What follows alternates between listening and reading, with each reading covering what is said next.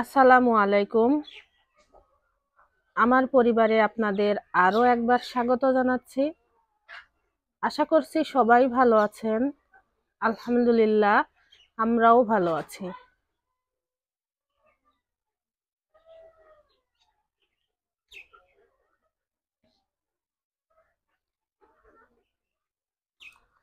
আমাদের মাঝখানের যে মরিচ গাছগুলো, ওই গাছগুলোতে অনেক ফুল ধরেছিল গত কয়েকদিন আগে।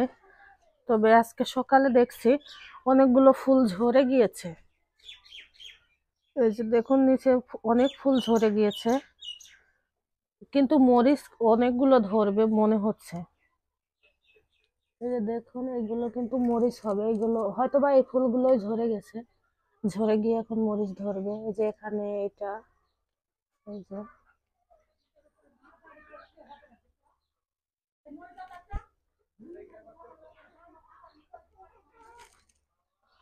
শুরুতে তো আমাদের বেগুন গাছ দুটো বেশি ভালো দেখাচ্ছিল, আর মরিচ গাছগুলো যেন হবে না এরকম মনে হচ্ছিল। আর এখন তার উল্টোটা হয়েছে। বেগুন গাছ তো এখন কেমন মলিন হয়ে গিয়েছে।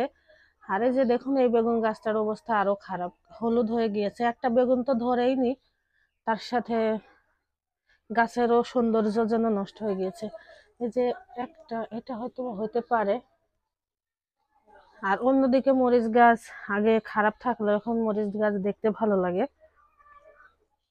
আর এই এই তিনটা গাছে অসংখ্য ফুল হয়েছে, হয়তোবা মরিচও ধরবে। যে এই গাছটাতে অনেক ফুল এসেছে। আর আমাদের এই গাছটা কুঁকড়ে গিয়েছিল পাতাগুলো, তো উপরের যে পাতাগুলো কুঁকড়ে গিয়েছিল ওই সবগুলো পাতা কেটে দিয়েছিলাম। দেওয়ার পর এখন দেখছি আবার সুন্দর পাতা বেরিয়েছে। এই যে পাশের মরিচ গাছটারও একই অবস্থা। এই দেখুন, পাতা আমি মানে আগাগুলো কেটে দিয়েছি। এই দেখুন, এখানে যে আগাগুলো ছিল, সেই কুকড়ানো আগা সবগুলোই কেটে দিয়েছি আমি। এতে বলে ভালো হয়। যারা অভিজ্ঞ তারা বলেছে, তাদের কথা অনুযায়ী। আমরা তো আগে কখনো এইভাবে চাষ করিনি। আর এই গাছটাতে অনেকগুলো মরিচ ধরলেও এই যে কুকড়ানো শুরু হয়ে গিয়েছে। আবার নতুন করে কিন্তু ফুল আসতেছে। এই যে দেখুন, মাঝখানে নতুন করে।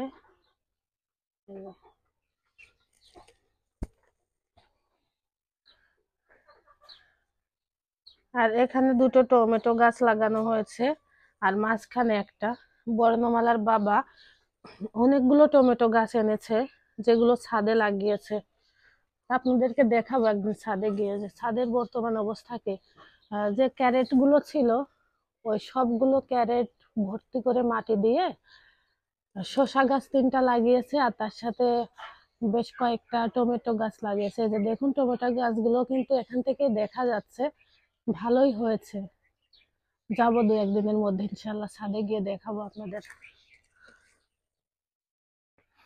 আর আমাদের ছোট মুরগির ঘরে যে মুরগির বাচ্চাগুলো ছিল, সেগুলো এই ঘরে দিয়ে দিয়েছি। আর এখন তো বেশ সকাল 7টা মতো বাজে, এই জন্য এই ঘরের এই চট এখনো খুলিনি। তো রান্না বান্না শুরু করি, করে গিয়ে রান্নার ফাঁকে মুরগির খাবার দেবো। আর মুরগির অবস্থা খুব একটা ভালো না।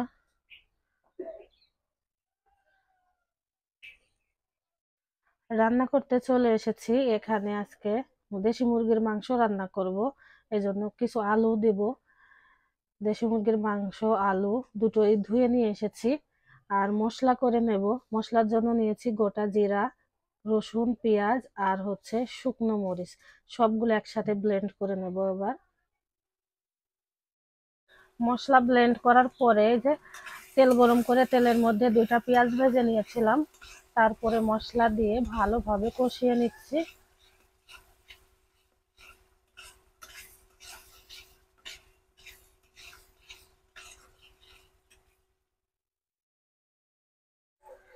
মশলা কষিয়ে নিয়ে এবার এর মধ্যে দিয়ে দিচ্ছি মুরগির মাংস।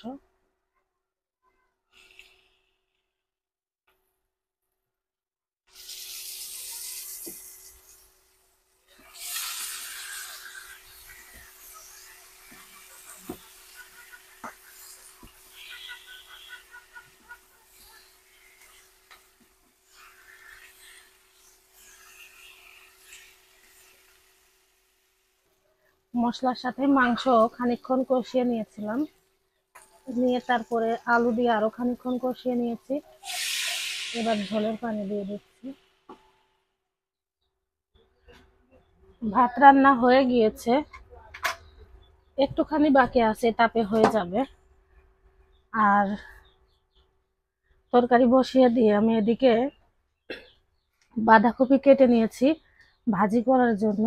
তরকারি হয়ে গেলে বাঁধাকপি ভাজি করে নেব।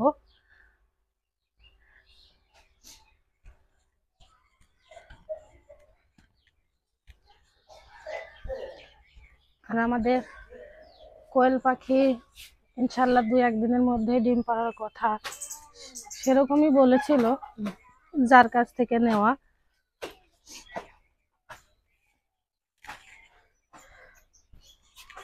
আর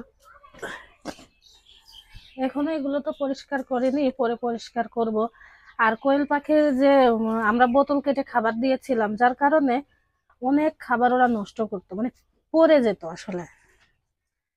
পরে গিয়ে বর্ণমালার বাবা এই দুটো ট্রে নিয়ে এসেছে খাবারের জন্য। এখন কিন্তু আর খাবার নষ্ট হয় না। আর এইটা হচ্ছে আগের খাবার পড়ে আছে, ঝাড়ু দিয়ে ফেলবো আজকে।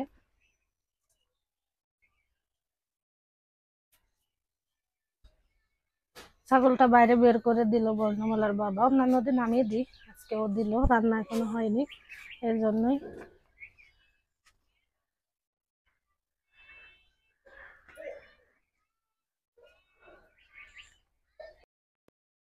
মুরগির মাংস রান্না হয়ে যাওয়ার পর নামিয়ে নিয়েছি।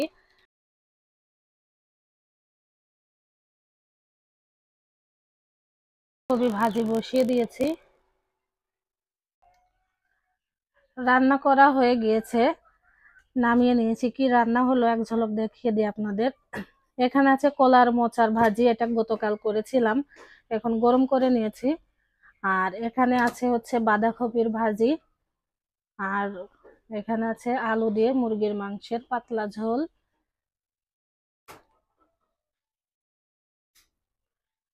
আজকে এ পর্যন্তই। আপনারা ভালো থাকবেন, সুস্থ থাকবেন, সাবধানে থাকবেন। আমার পরিবারের জন্য দোয়া করবেন। আসসালামু আলাইকুম।